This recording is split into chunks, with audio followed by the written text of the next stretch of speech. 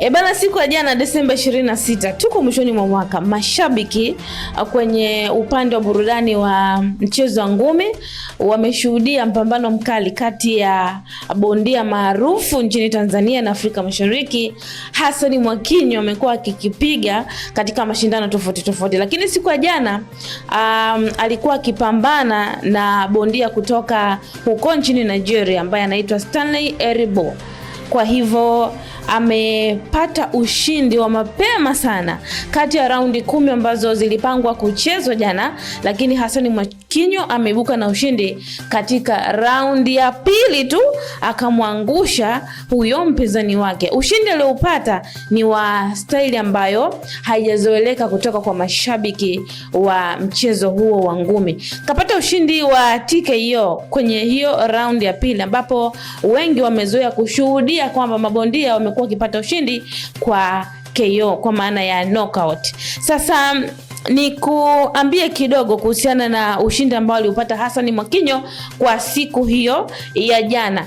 Hii imekuwa sio mara yake ya kwanza, hata katika historia pia inaonyesha 2024 Hassan Mwakinyo alishinda ushindi huo wa TKO dhidi ya Patrick Alotel kutoka huko Ghana na sehemu tofauti.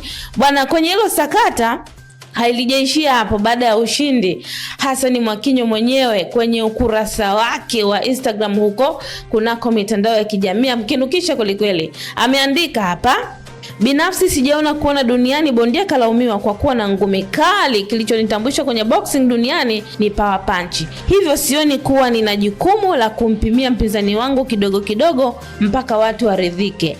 Boxing ni mchezo wa kutafuta makosa kama sheria.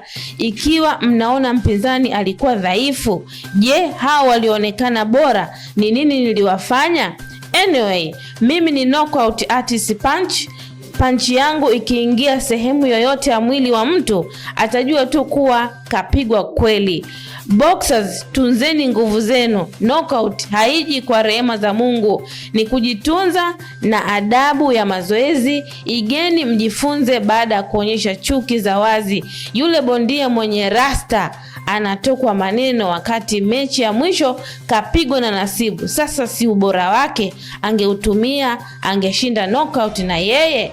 Baadaye akaweka emoji za kucheka hapo. Sasa kuhusiana na hiyo post ambayo Hassan Mwakinyo ameiandika kwenye ukurasa wake baada ya ushindi huo mapema kabisa, kuna moja kati ya comment hapa inasema kwamba ikimsifia Hassan Mwakinyo kwa ushindi wake, ikisema kwamba wewe ni Tundu Lissu wa ngumi, nanya na kuweza sasa.